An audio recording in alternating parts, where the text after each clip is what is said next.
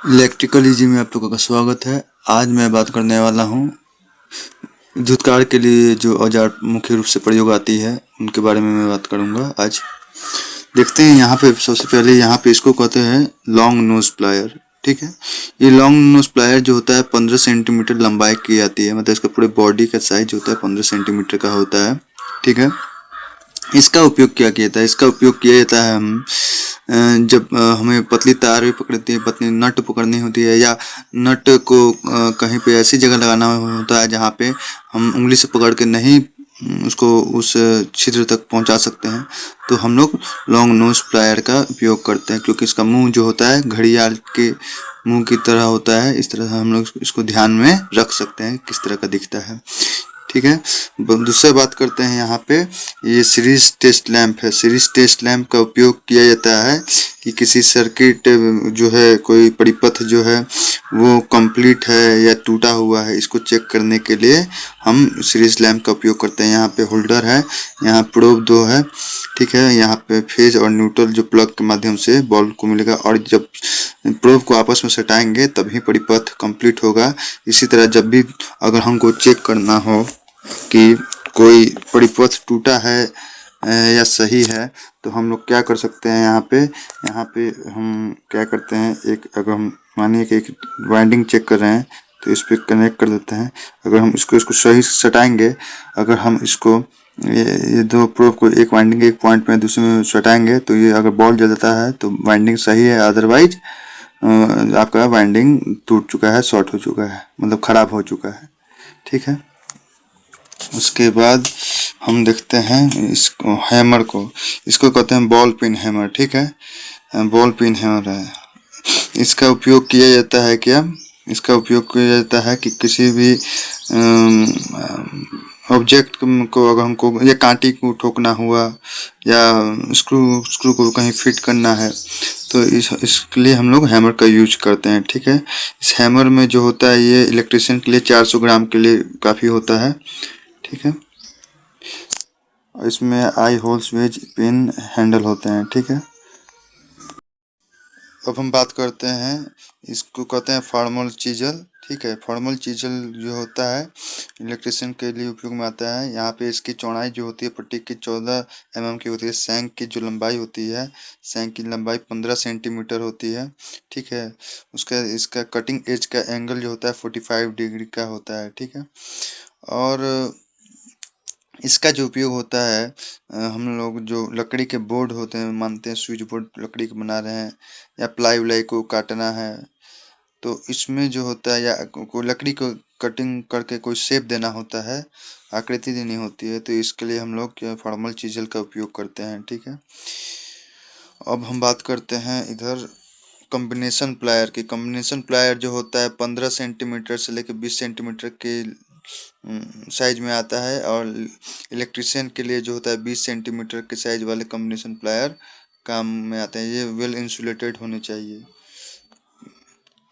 उसके बाद बात करते हैं हम इस पोकर को। पोकर का उपयोग होता है, जिस तरह हमने किसी स्विच बोर्ड का निर्माण किया है, उसमें अगर स्क्रू कसनी है तो स्क्रू कसने के लिए हमको बोर्ड के किनारों में छेद करनी होती है, उसके लिए हम लोग इस पोकर का उपयोग करते हैं। पोकर के सैंक की लंबाई 20 सेंटीमीटर की होती है। ठीक है, इसका उपयोग लकड़ी में छेद या प्लास्टिक के बोर्ड में छेद करने के काम आता है।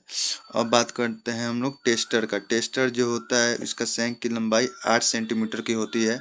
ये 500 वोल्ट तक सह सकता है, मतलब 500 वोल्ट तक का काम कर सकता है, और इसमें नियॉन लैंप लगी होती है। उसके सीरीज में रेजिस्टेंस लगा होता है, जो कि हमको झटका लगने से बचाता है। कभी भी किसी टेस्टर में कभी खरीदें तो ध्यान से देख लिया करें कि उसमें रेजिस्टेंस जुड़ा है या नहीं, अदरवाइज आपको चेक करने वक्त, टेस्टर का यूज करते वक्त बहुत खतरनाक झटका लग सकता है। ठीक है, उसके बाद देखते हैं, इसको स्क्रू ड्राइवर कहते हैं। ठीक है, इसका जो है ये 5 सेंटीमीटर से लेके 30 सेंटीमीटर सैंक वाले लंबाई वाले आते हैं। इलेक्ट्रिशियन के लिए 8 से लेकर 20 सेंटीमीटर काफ़ी है उपयोग में, और इसका उपयोग जो होता है स्क्रू को कसने खोलने के लिए उपयोग में आता है। ठीक है, ये 2 टाइप का आता है, स्टार पॉइंट टाइप का और फ्लैट टाइप का आता है। इस दोनों का अलग अलग जगह में उपयोग किया जा सकता है। अब हम बात करते हैं की होल सॉ की। देखिए इसकी लंबाई जो होती है आपको 15 से 20 सेंटीमीटर की होती है और इसकी मोटाई जो होती है 3 से 4 mm की होती है। इसका उपयोग क्या किया जाता है, कहाँ होता है, जैसे कि हम लोग कोई पैनल बोर्ड बनाते हैं तो प्लाईवुड सॉरी सनमाइका में हमको क्या होता है, वोल्ट मीटर वाट मीटर ये सबको फिट करना होता है। ठीक है, तो इसके लिए हमको क्या करते हैं, वहाँ स्क्वायर शेप का कट हमको बीच में बनाना होता है। तो उसके लिए हम लोग क्या करते हैं, पहले ड्रिल मशीन से छेद करके उसके बाद इस सॉ के द्वारा हम उस स्क्वायर आकृति को कम्प्लीटली बना के काट लेते हैं। ठीक है, तो इसमें क्या होता है, सबसे शुरुआत में हमको ड्रिल मशीन छेद करके तब जाके इसका उपयोग किया जाता है। ठीक है, अब बात करते हैं क्या साइड कटिंग प्लायर का। इसका उपयोग क्या होता है, इसका उपयोग होता है कि हम पतले तांबे एल्युमिनियम के तार को काटने का काम करते हैं इससे, साइड कटिंग प्लायर से। इसका साइज जो होता है 15 सेंटीमीटर लंबा होती है इसकी बॉडी की, और इस रेंज में हमको प्राप्त होती है ये। अब हम बात करते हैं वायर स्ट्रिपर की। वायर स्ट्रिपर क्या होता है, वायर स्ट्रिपर ऐसा टूल्स है जिसके द्वारा हम क्या करते हैं, किसी वायर के ऊपर से इंसुलेशन को हटाने का काम करते हैं। इसमें क्या होता है, इस तरह के वायर स्ट्रिपर में क्या होता है, अलग अलग साइज के तार के लिए अलग अलग साइज के खांचे कटे हुए होते हैं। उस खांचे में हम क्या करते हैं, उस साइज के तार को डाल देते हैं और उसके बाद क्या करते हैं, इससे हम लोग किनारे को खींचते हैं तो वो इंसुलेशन हट जाता है। ठीक है, इसका साइज जो होता है 20 सेंटीमीटर का होता है, इस वायर स्ट्रिपर का साइज। अब हम बात करते हैं स्निप का। स्निप का उपयोग किया जाता है कि जब भी इसका उपयोग किया जाता है, हम लोग पतले स्टील के चादरों को, टीन की चादरों को काटने के लिए काम आता है। इसका उपयोग किया जाता है अधिकतर आप पेटी वाले लोग जो बनाते हैं देखते होंगे, उनके द्वारा उपयोग किया जाता है। ये इसका साइज होता है 15 से 35 सेंटीमीटर का। इलेक्ट्रिशियन के लिए 15 से 20 सेंटीमीटर के लिए काफ़ी होता है।